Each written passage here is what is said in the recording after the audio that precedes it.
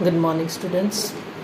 So, beta आज आप measures of central tendency वाला चैप्टर है जोड़ा वो स्टार्ट करन लगे हैं, ठीक है।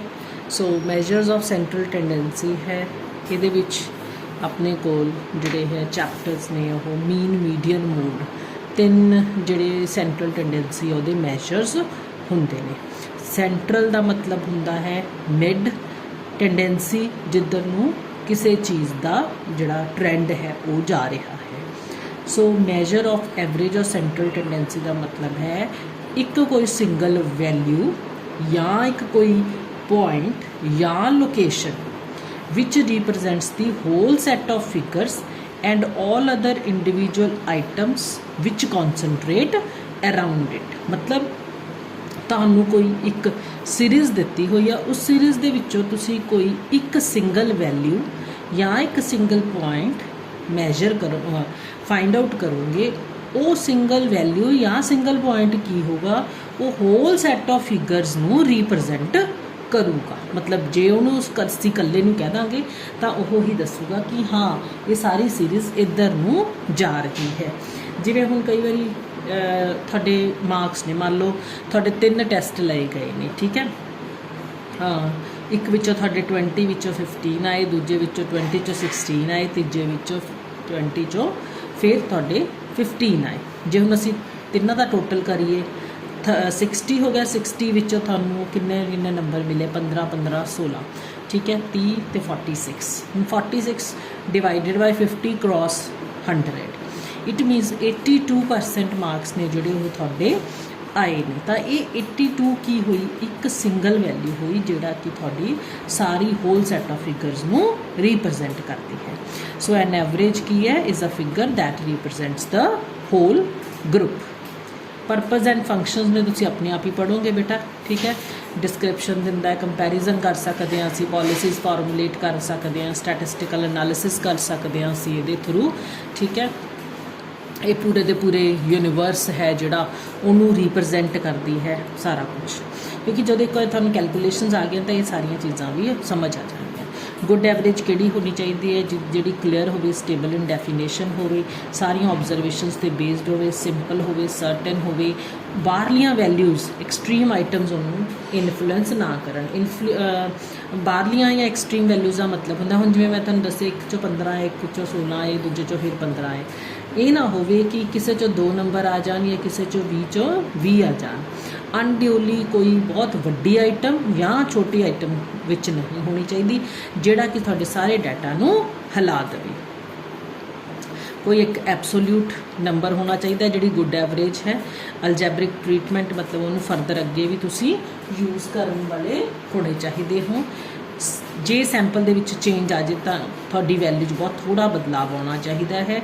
ਈਜ਼ੀ ਟੂ ਕੈਲਕੂਲੇਟ ਹੋਣੀ ਚਾਹੀਦੀ ਹੈ ਗੁੱਡ ਐਵਰੇਜ। ਸੋ ਇਨ ਦਿਸ ਚੈਪਟਰ ਅਸੀਂ ਮੈਥੇਮੈਟੀਕਲ ਅਤੇ ਪੋਜੀਸ਼ਨਲ ਐਵਰੇਜਸ ਫਾਈਂਡ ਆਊਟ ਕਰਾਂਗੇ। ਤਾਂ ਜਿਹੜੀਆਂ ਟਾਈਪਸ ਆਫ ਐਵਰੇਜਸ ਅਸੀਂ ਫਾਈਂਡ ਆਊਟ ਕਰਾਂਗੇ ਉਹ ਕਿਹੜੀਆਂ ਨੇ? ਮੈਥੇਮੈਟੀਕਲ 'ਚ ਅਸੀਂ ਇੱਥੇ 3 ਕਰਨੀਆਂ ਨੇ ਬੇਟਾ, ਮੀਨ, ਮੀਡੀਅਨ, ਮੋਡ, ਠੀਕ ਹੈ। ਜਿਹੜੀਆਂ ਆ ਨੇ ਆ ਤਾਂ ਤੁਹਾਡੇ ਸਿਲੇਬਸ 'ਚ ਵਿੱਚ ਗਿਵਨ ਹੀ ਨਹੀਂ ਹੈਗੀਆਂ। ਜਮੈਟ੍ਰਿਕ ਮੀਨ, ਅਰਥਮੈਟਿਕ ਮੀਨ ਵੀ ਤੁਹਾਡੇ ਸਿਲੇਬਸ ਵਿੱਚ ਗਿਵਨ ਨਹੀਂ ਆ। ਅਸੀਂ ਕਰਨਾ ਹੈ ਮੀਨ, ਮੀਡੀਅਨ ਐਂਡ ਮੋਡ, ਠੀਕ ਹੈ। ਸਭ ਤੋਂ ਪਹਿਲਾਂ ਅਸੀਂ ਮੀਨ ਕਰਾਂਗੇ। ਮੀਨ ਨੂੰ ਇਸ ਤਰ੍ਹਾਂ ਦੇ ਨਾਲ ਐਕਸ ਬਾਰ ਦੇ ਨਾਲ ਡਿਨੋਟ ਕਰਦੇ ਨੇ। ਮੀਨ ਵੀ 2 ਤਰ੍ਹਾਂ ਦਾ ਹੁੰਦਾ ਹੈ, ਸਿੰਪਲ ਅਰਥਮੈਟਿਕ ਮੀਨ ਤੇ ਵੇਟਡ ਅਰਥਮੈਟਿਕ ਮੀਨ, ਠੀਕ। ਹੁਣ ਮੀਨ ਕਰਨ ਤੋਂ ਪਹਿਲਾਂ ਸਾਨੂੰ ਸਭ ਤੋਂ ਪਹਿਲਾਂ ਕੀ ਪਤਾ ਹੋਣਾ ਚਾਹੀਦਾ ਹੈ ਕਿ ਕਿੰਨੇ ਤਰ੍ਹਾਂ ਦੀਆਂ ਸੀਰੀਜ਼ ਐਗਜ਼ਿਸਟ ਕਰਦੀਆਂ ਨੇ। 3 ਤਰ੍ਹਾਂ ਦੀਆਂ ਸੀਰੀਜ਼ ਨੇ ਜਿਹੜੀਆਂ ਉਹ ਐਗਜ਼ਿਸਟ ਕਰਦੀਆਂ ਨੇ, ਇੰਡੀਵਿਜੂਅਲ ਸੀਰੀਜ਼, ਡਿਸਕਰੀਟ ਸੀਰੀਜ਼ ਤੇ ਕੰਟੀਨਿਊਅਸ ਸੀਰੀਜ਼। ਹੁਣ ਇੰਡੀਵਿਜੂਅਲ ਸੀਰੀਜ਼ ਕਿਹੜੀ ਹੁੰਦੀ ਹੈ ਮੈਂ ਤੁਹਾਨੂੰ ਐਕਸਪਲੇਨ ਕਰਦੀ ਹਾਂ।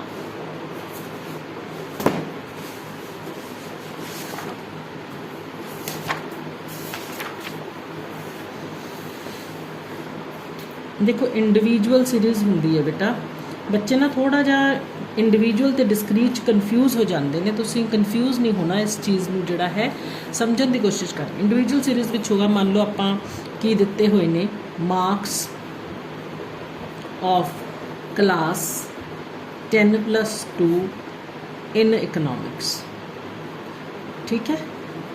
हुण एक रोल नंबर दिते हुए ने, इधर दिते हुए ने मार्क्स। रोल नंबर भी नहीं, सिर्फ मार्क्स ने, रोल नंबर नहीं, मार्क्स ने। एक दे 40 ने, एक दे 42 ने, एक दे 46 ने, एक दे 32 ने, एक दे 8 ने, ठीक है। इस तरह के नाल थानू मार्क्स दिते हुए ने। मार्क्स किन्ने स्टूडेंट्स किन्ने ने जिन्हां दे मार्क्स दिते हुए ने? 5 स्टूडेंट्स। इत्थे असीं मूरे लिखांगे सीरीयल नंबर 1 2 3 4 5। सानू नहीं पता कि ये जिहड़ा 1 नंबर या जिहड़ा 40 मार्क्स ने वो किन्ने रोल नंबर दे ने। असीं सिर्फ क्लास दे विच बच्चों के मार्क्स ने जिहड़े वो कैलकुलेट कर दे दिते। हुण कोई सानू कहंदा है कि find the average marks of the students, average marks of the students. हुण एवरेज मार्क्स स्टूडेंट्स के फाइंड आउट करने वास्ते असीं फार्मूला पिक करांगे तो फार्मूला इंप्लॉय कर दांगे। हुण देखो इंडिविजुअल सीरीज़ दे विच सिर्फ मार्क्स दिते हुए ने, होर कोई चीज़ किहदे किन्ने मार्क्स ने वो चीज़ नहीं दिती हुई। सैकेंड अपने को आंदी है जी डिस्क्रीट सीरीज़। डिस्क्रीट सीरीज़ होगी जदों ये ही मार्क्स ने जिहड़े वो दस्से जाणगे कि जिहड़ा 1 रोल नंबर है उहदे 32 मार्क्स ने, जिहड़ा 2 रोल नंबर है उहदे 42 मार्क्स ने, 3 रोल नंबर दे 40 मार्क्स ने, 4 रोल नंबर दे 8 मार्क्स ने, तो 5 रोल नंबर दे 46 मार्क्स ने। ये हो गया रोल नंबर वाइज मार्क्स, मतलब these marks belong to this, these marks belong to this, these marks belong to this roll number. जदों बिलोंग्स होवे, हुण जिवें मार्क्स ये वेट दिता होवे, रोल नंबर 1 है उहदा 60 kg वेट है जी, रोल नंबर 2 है उहदा 52 kg वेट है, ठीक है। इत्थे 40 kg है, इत्थे 66 kg है, इत्थे 59 kg है। हुण ये भी देखो डिस्क्रीट सीरीज़ दे विच ये भी चीज़ की कर रही है, पहले रोल नंबर दा 60 वेट है, ये भी बिलोंग करता है। जे इत्थे साडे कोल वेट दिते ने, इत्थे वेट साडे कोल हैप हैज़र्ड कुछ भी दे सकते हैं, ठीक है। असी क्योंकि असी की करने ने वेट सिर्फ गिवन दिते हुए ने, पूरी क्लास दे वेट देते, सानू इहदे नाल इत्थे कोई मतलब नहीं हैगा कि आ वेट किहड़े बच्चे दा, आ वेट किहड़े बच्चे दा, आ वेट किहड़े बच्चे दा है, ठीक है। नैक्सट आ जाती है अपने कोले कॉन्टीन्यूअस सीरीज़, ठीक है। हुण कॉन्टीन्यूअस दा मतलब की है, मैं लिखना है कि जिहड़े 0 to 10 मार्क्स ने, 10 to 20, 30 to 40, 20 to 30, 30 to 40, 40 to 50, 50 to 60, ये वाले मार्क्स ने 0 ਤੋਂ 10 नंबर ने जिहड़े ਉਹ 5 ਬੱਚਿਆਂ ਦੇ ਆਏ ਨੇ, 10 ਤੋਂ 20 ਮਾਰਕਸ 12 ਬੱਚਿਆਂ ਦੇ ਆਏ ਨੇ, 20 ਤੋਂ 30 ਮਾਰਕਸ 18 ਬੱਚਿਆਂ ਦੇ ਆਏ ਨੇ, 30 ਤੋਂ 40 20 ਬੱਚਿਆਂ ਦੇ ਆਏ ਨੇ, 40 ਤੋਂ 50 25 ਦੇ ਆਏ ਨੇ, 50 ਤੋਂ 60 30 ਬੱਚਿਆਂ ਦੇ ਮਾਰਕਸ ਆਏ ਨੇ, ਠੀਕ ਹੈ। ਤਾਂ ਜਦੋਂ ਕੰਟੀਨਿਊਸ ਸੀਰੀਜ਼ ਦੇ ਵਿੱਚ ਇਸ ਤਰ੍ਹਾਂ ਦੇ ਨਾਲ ਸਾਡੇ ਕੋਲੇ ਅਪਰ ਤੇ ਲੋਅਰ ਲਿਮਿਟ ਹੋਣਗੀਆਂ। Lower limit